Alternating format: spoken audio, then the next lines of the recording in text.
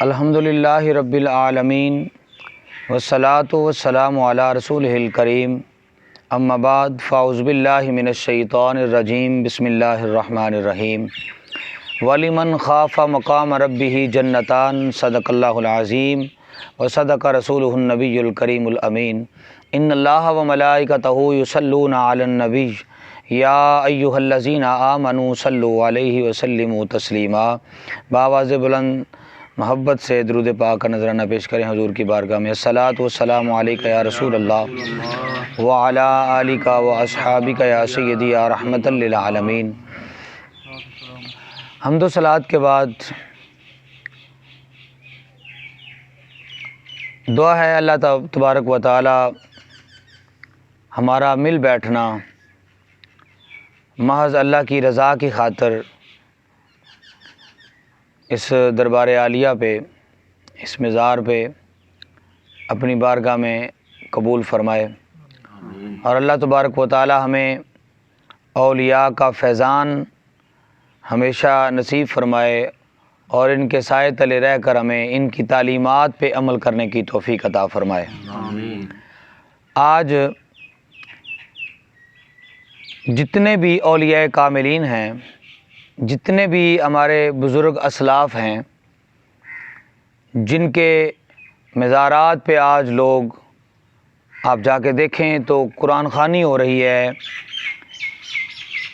محافل کا انعقاد کیا جا رہا ہے، تو کیا یہ کسی چیز کی طرف ہمیں اشارہ نہیں کرتا؟ بالکل کرتا ہے کہ ان اولیاء نے، ان بزرگوں نے کیا ایسا عمل کیا، کیا کام کیا جس کی وجہ سے لوگ ان کی طرف کھنچے چلے آتے ہیں۔ کوئی دعوت نامہ نہیں ہے، کوئی پیغام نہیں ہے کہ لوگوں کو جا کے جو ہے اشتہارات لگائے جائیں، یہ وہ کیا جائے کہ تو تاکہ لوگ آئیں۔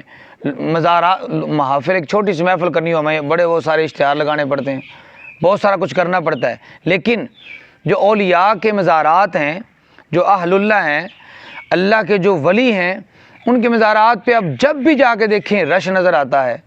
داتا حضور علی اجویری رحمۃ اللہ علیہ تعالیٰ کے مزار پہ دیکھ لیں، بابا فرید الدین گنج شکر پہ مزار پہ دیکھ لیں، آپ جتنے بھی خواجہ معین الدین چشتی اجمیری کے مزار پہ دیکھ لیں، میرے اعلیٰ حضرت امام احمد رضا الشاہ فاضل بریلوی رحمۃ اللہ تعالیٰ علیہ کا دیکھ لیں، انہوں نے کیا ایسا عمل کیا ہے کہ جس کی وجہ سے لوگ ان کی طرف کھنچے چلے آتے ہیں۔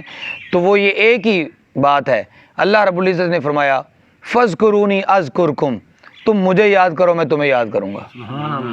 اور دوسرا کام جو کیا وہ ہے وَلِمَنْ خَافَ مَقَامَ رَبِّهِ جَنَّتَانِ، فرمایا جو اللہ کی بارگاہ میں حاضر ہوتے وقت ڈر گیا، جس کے دل میں اللہ کا خوف پیدا ہو گیا، اللہ تبارک و تعالیٰ کی طرف سے اعلان ہے کہ میرے پاس اس کے لیے جو ہے 2 جنتوں کا وعدہ کر رکھا ہے۔ تو یہ اولیاء کاملین ہیں جنہوں نے دل میں خوف الہی پیدا کیا۔ میں ایک چھوٹی سی مثال پیش کرتا ہوں، جن کو خوف الہی، اور ان کی پھر فضیلت کیا ہے، ان کی شان کیا ہے، ان کی عظمت کیا ہوتی ہے۔ جناب حضرت عمر رضی اللہ تعالیٰ عنہ صحابی رسول سے بات کرتے ہیں، پھر آگے اولیاء کرام، اور یہ ولیوں کے سردار ہیں، جو صحابہ کرام ہیں۔ جو صحابی ہوتا ہے وہ ولی ضرور ہوتا ہے، وہ اللہ کا ولی بھی ہوتا ہے، اور پھر ولی سے بڑھ کر اس کی شان وہ مصطفیٰ کا صحابی ہے۔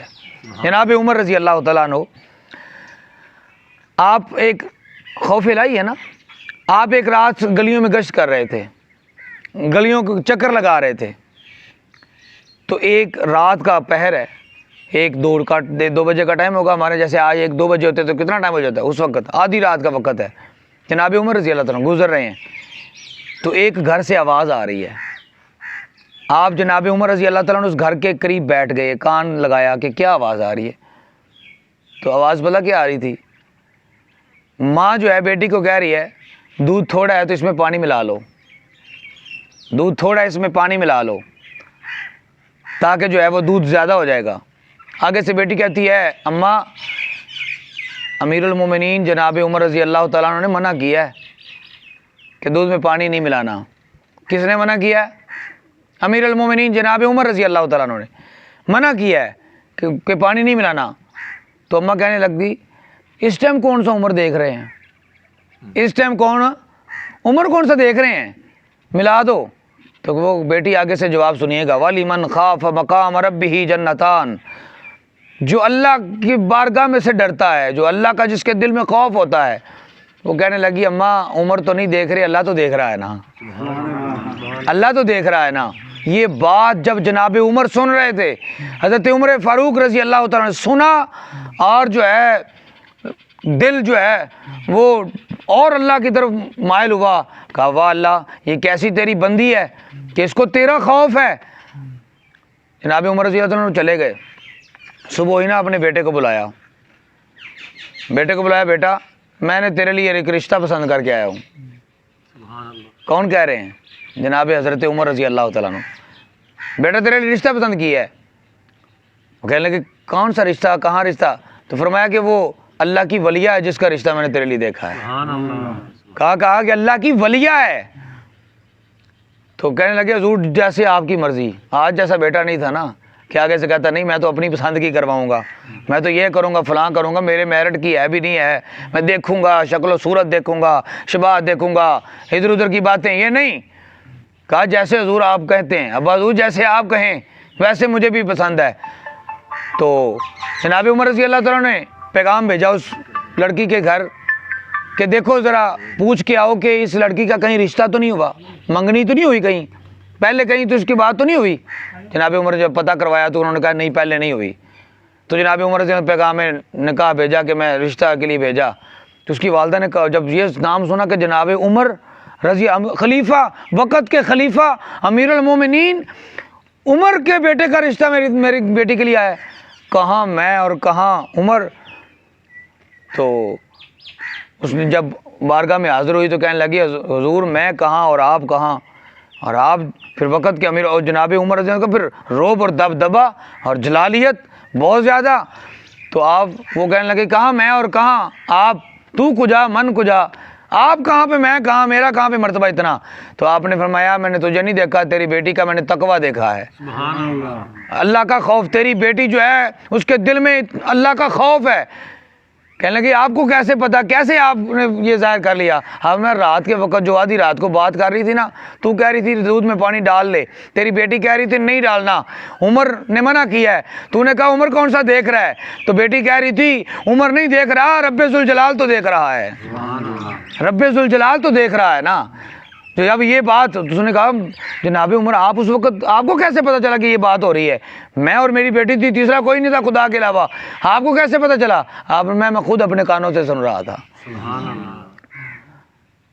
اور ویسے بھی جو اپنے رعایا سے واقف نہ ہو، جو اپنے مریدوں سے واقف نہ ہو، وہ ایسا پیر ہی نہیں ہے، وہ ایسا حکمران ہی نہیں ہے جو اپنے رعایا سے واقف نہ ہو۔ وہ آج جیسے حکمران تو نہیں تھے نا، یہ ریاست مدینہ تھی، یہ جناب عمر کی ریاست تھی، ریاست مدینہ تھی۔ برکیف جن کے دل میں خوف ہے، آپ نے فرمایا کہ میں اس کا نکاح اپنے بیٹے سے کروں گا، اور یہ اللہ کی ولیہ ہے، جس کے دل میں فرمایا خوف الہی ہوتا ہے وہ اللہ کا ولی ہوتا ہے۔ اس کے ہر وقت حضرت عبداللہ ابن عمر رضی اللہ تعالیٰ عنہ، دوسری بات اس میں ایک اور دلیل دیتا چلو جاؤں، حضرت عمر کے بیٹے حضرت عبداللہ ابن عمر رضی اللہ تعالیٰ عنہ، آپ مدینہ سے کہیں سفر پہ جا رہے تھے، کافی سفر پہ آپ نے کھانا ساتھ باندھا ہوا تھا، سفر پہ جا رہے تھے تو سفر میں دوران سفر ایک آپ نے دیکھا کہ بکریاں چرا رہا ہے نوجوان، بکریاں چرا رہا ہے، کافی ساری بکریاں ہیں۔ آپ نے وہاں بیٹھ کے جو ہے کھانا کھانے کے لیے اپنا کھولا رومال اور اس پہ روٹی رکھی، آپ کھانا کھانے لگے، تو عبداللہ ابن عمر نے دیکھا کہ کوئی اور ہو ساتھ جس کو ملا لوں کھانے کے۔ اللہ کے جو بندے ہوتے ہیں وہ اکیلا کھانا کھانا پسند نہیں کرتے، ساتھ کسی کو ملا لیتے ہیں، کیونکہ ان کو پتہ ہے مصطفیٰ کی حدیث ہے کہ ایک کا کھانا دو کو جو ہے کفایت کر جاتا ہے، یہ حدیث ہے۔ یہاں پہ ایک بات کرتا چلا جاؤں، آقا علیہ السلام نے فرمایا جب کھانا کھاؤ تو بسم اللہ الرحمن الرحیم پڑھ کے کھاؤ۔ جو بندہ کھانا کھانے سے پہلے بسم اللہ شریف پڑھ کے کھاتا ہے، شروع کرتا ہے، اللہ تعالیٰ اس کھانے میں برکت عطا فرما دیتا ہے۔ جس کھانے کے شروع میں اللہ کا نام لیا جائے اس کھانے میں برکت آ جاتی ہے، اور میں اس کھانے میں پھر شیطان شریک نہیں ہوتا۔ اور جس کھانے کی ابتدا میں بسم اللہ شریف نہ پڑھی جائے فرمایا اس میں شیطان بھی شریک ہو جاتا ہے۔ آج ہم کہتے ہیں نا اتنی روٹیاں کھا گئے، اتنی روٹیاں کھا گئے، تو ان میں سے کسی ایک نے بھی اگر بسم اللہ نہیں پڑھی ہوتی تو شیطان اس کے ساتھ شامل ہو جاتا ہے۔ بلکہ ایک حدیث پاک میں آتا ہے، ریاض الصالحین میں حدیث پاک ہے کہ آقا علیہ السلام اور آپ کے ساتھ صحابہ کچھ بیٹھے تھے دسترخوان پہ، ایک عورت دوڑی آئی، ایک نوجوان لڑکی دوڑی آئی، اور آتے اس نے دڑام جو ہے کھانے میں ہاتھ ڈالنے لگی، تو نبی علیہ السلام نے اس کا ہاتھ پکڑ لیا۔ جب ہاتھ پکڑ لیا اور اس کو پیچھے کیا، فرمایا بسم اللہ سے بغیر کیوں شروع کر رہی ہو؟ تو وہ پیچھے ہٹ گئی، چلی گئی۔ آقا علیہ السلام نے فرمایا صحابہ جو بسم اللہ کے اگر بغیر یہ شروع کر دیتی تھی تو شیطان تھا جو اس کے کھانے میں شریک ہو جاتا۔ آپ میں سے کسی نے بسم اللہ نہیں پڑھی ہے؟ تو صحابہ نے کہا کہ ہاں، اور پھر فرمایا آقا علیہ السلام نے جس کو بھول جائے کہ بسم اللہ ابتدا میں نہیں پڑھی، وہ بسم اللہ وعلی برکات اللہ پڑھ لے، اللہ بسم اللہ شریف کا ثواب عطا فرما دے گا اور پھر اس کھانے میں برکت عطا فرما دے گا۔ حضرت عبداللہ ابن عمر کھانا کھانے لگے، بات وہیں پہ لے کے آتا ہوں۔ آپ کھانا کھانے لگے تو وہ جو بکریاں چرا رہا تھا نا چرواہا، تو آپ نے اس کو بلایا، آپ ہی بیلی کھانا کھا لے۔ وہ کہنے لگا نہیں میں نے نہیں کھانا۔ آپ نے کہا کھا لے یار۔ دوبارہ آپ نے کہا، اس نے کہا نہیں میں نے نہیں کھانا۔ پھر آپ نے کہا یار کھا لے۔ اس نے کہا کہ آپ مجبور نہ کریں، میرا روزہ ہے۔ کون؟ بکریوں کا چرواہا کیا کہہ رہا ہے؟ میرا روزہ ہے۔ ہاں، ہم چھوٹی چھوٹی بات پہ روزہ توڑ دیتے ہیں نا۔ شریعت ہے، ان اولیاء کی جن کی بات کر رہے ہیں ان کے دل میں خوف الہی ہے، اور انہیں نبی پاک صلی اللہ علیہ وسلم کی شریعت کے ساتھ ٹکرائے نہیں ہیں۔ اور ولی ہوتا ہی وہ ہے جو مصطفیٰ کی شریعت کے ساتھ ٹکرائے نہ، بلکہ مصطفیٰ کی شریعت کے مطابق جو ہے خود بھی عمل کرے، اپنے مریدین کو بھی عمل کروائے۔ سبحان اللہ، سبحان اللہ۔ آپ نے کہا اچھا روزے دار ہے تو، چرواہا ہو کے بکریاں چرواتا روزے دار ہے؟ اس نے کہا الحمدللہ۔ آپ نے اچھا میں دیکھوں تو صحیح اکیلا روزے دار ہی ہے یا مومن بھی ہے؟ کہ روزے دار ہی ہے یا صرف کہ مومن بھی ہے؟ توجہ فرمائیے گا۔ آپ نے کہا کہ میں دیکھوں یہ روزے دار ہی ہے یا مومن بھی ہے؟ پتہ چلا کہ ہر روزے دار مومن نہیں ہوتا، ہر روزے دار مومن، ہر نمازی مومن، ہر سخاوت کرنے والا مومن، ہر داڑھی رکھنے والا مومن، ہر جو ہے آپ کو تسبیح پکڑنے والا مومن نہیں ہے۔ ہاں اگر مومن ہو تو وہ نمازی بھی ہو تو پھر کیا بات ہے، سبحان اللہ۔ سبحان اللہ۔ مومن بھی ہو اور سخی بھی ہو، سبحان اللہ۔ مومن بھی ہو اور پھر نمازی بھی ہو، پھر کیا بات ہے۔ میں دیکھوں روزے دار ہی ہے یا مومن بھی ہے؟ آپ نے میں اچھا بتا یہ تیرے پاس ریوڑیاں میں سے کوئی بکری ایک بیچنی ہے، ایک بکری بیچ لے۔ کہنے لگا نہیں میں نہیں بیچ سکتا، میری نہیں ہے، میں تو کسی کے جو ہے وہ ڈیوٹی کرتا ہوں، ملازمت کرتا ہوں۔ توجہ میری طرف رکھیے گا۔ آپ نے فرمایا کہ میں ڈیوٹی کرتا ہوں، یہ کسی کی بکریاں ہیں۔ تو آپ فرمانے لگے اچھا تو ایک بکری مجھے دے دے، تو اس کو جا کے کہنا کہ بھیڑیا کھا گیا ہے، تو اسے کہہ دینا کہ بھیڑیا کھا گیا ہے، یہ بکری ایک مجھے دے دے، بیچ لے، پیسے اپنے پاس رکھ۔ تو اس نے کہا کہ وہ اس مالک کو تو کہہ دوں گا، بکریوں کے جو مالک ہے اس کو تو کہہ دوں گا کہ بھیڑیا کھا گیا، لیکن اس مالک کی بارگاہ میں کیا جواب دوں گا؟ اس مالک کی بارگاہ میں کیا جواب دوں گا کہ اس مالک وہ تو دیکھ رہا ہے نا۔ ہم نے کہا کہ وہ مالک تو نہیں دیکھ رہا جو ظاہری مالک ہے بکریوں کا، لیکن وہ جو مالک حقیقی ہے وہ تو دیکھ رہا ہے نا، اس کے دل میں خوف الہی۔ تو آپ لرز گئے، آپ نے فرمایا کیا بات ہے، آپ بڑے خوش ہوئے، اور آپ نے جو ہے اس کو جو ہے جب واپس آپ گئے تو وہاں جا کے آپ نے اس کا نام پتہ نوٹ کر لیا اور واپس گئے تو اس کی جو بکریاں جتنی اس کے پاس تھیں اتنی بکریاں اور تحفے میں اس کو جو ہے وہ عطا کر دیں۔ اس کے لیے تحفہ اتنا بھیجا، اور اس کو جو ہے خرید کے پھر آزاد بھی کیا، غلام تھا، غلام کو خرید آزاد بھی کیا اور اس کو تحفے میں جو ہے اتنا مال بھی دیا۔ تو آپ نے فرمایا کہ یہ ہے وَلِمَنْ خَافَ مَقَامَ رَبِّهِ جَنَّتَانِ، کہ جو اللہ کی بارگاہ میں کا خوف رکھتا ہے، اللہ کی ذات کا خوف رکھتا ہے دل میں، وہ پھر کوئی گناہ نہیں کرتا۔ وہ یہی اولیاء ہیں جنہوں نے خوف الہی اپنے دل میں پیدا کیا، وہ یہی اولیاء اللہ ہیں کہ جنہوں نے اور اپنے رب کا خوف رکھا اور اپنے رب کا ذکر کیا، خوف الہی دل میں پیدا کر کے ذکر اپنے رب کا کیا، اللہ تعالیٰ نے ان کو مقام عطا کیا کہ آج سے کئی سو سال گزرنے کے بعد بھی ان کا نام بھی باقی ہے، ان کا مشن بھی باقی ہے۔ یہ اولیاء کا فیضان ہے جو آج ہم بھی، یہ ہمارے پاس جو اسلام ہے، دین ہے نا، ایسے نہیں۔ یہ داتا علی اجویری رحمۃ اللہ تعالیٰ علیہ، آپ جب آ کے راوی کے کنارے بیٹھے تھے نا، آپ اکیلے آ کے بیٹھے تھے، اکیلے، اور اب جو ہے پورا لاہور وہ داتا کی نگری کہلاتا ہے، پورا لاہور جو ہے وہ داتا کی نگری کہلاتا ہے۔ اور پھر یہ جو داتا علی اجویری رحمۃ اللہ تعالیٰ علیہ، جتنے یہ بھٹی قوم ہے نا، سب کو داتا حضور نے یہ کلمہ پڑھایا ہے، یہ بھاٹی گیٹ جو ہے ان کے نام پہ ہی ہے، بھاٹی گیٹ جو ہے یہ بھٹی گیٹ تھا۔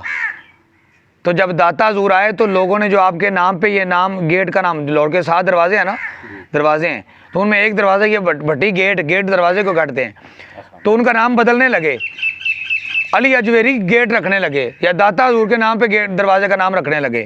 تو داتا حضور کے پاس جو ہے نا وہ سارے بھٹی ہندو تھے نا، مسلمان نہیں تھے، ہندو تھے، وہ سارے اکٹھے ہو کے داتا صاحب کی بارگاہ میں آئے کہ حضور دیکھیں ہم اتنی سیر سے بیٹھے ہیں، یہ ہمارے نام پہ ہے یہ گیٹ دروازے کا نام، تو آپ یہ چینج کرنے لگے ہیں، اس کو تو بدلنے لگے ہیں۔ تو داتا حضور نے فرمایا کہ جاؤ تم پریشان نہ ہو، یہ رہتی دنیا تک یہ بھٹی گیٹ ہی رہے گا، سبحان اللہ، سبحان اللہ۔ اور آج تک بھی بھٹی گیٹ ہی ہے، جس کو بھٹی گیٹ کہتے ہیں ہم لاہور میں۔ تو یہ داتا حضور، وہ سارے ہندو داتا حضور کے ہاتھ پہ کلمہ پڑھ کے مسلمان ہو گئے۔ سبحان اللہ، سبحان اللہ۔ یہ اولیاء کی جو ہے ایک شان ہے، یہ اللہ کے ولیوں کی ایک ان کا مزاج ہے کہ ان کی زبان پہ جو ہے جاری ہونے والے لفظوں سے دیکھ کے متاثر ہو کے ہندو کلمہ پڑھ لیتے تھے۔ سبحان اللہ۔ ایک غیر مسلم نا داتا صاحب کشتی میں سفر کر رہے تھے، یا ولیوں کی بات ہوگی، میں نے کہا بات کر دیں، ولی یہ جنہوں نے اللہ کا خوف رکھا، پھر اللہ ان کے لوگوں کو ان کے قریب کر دیتا ہے، یہ وجہ تھی کہ لوگ ان کے قریب کھینچے چلے آئے۔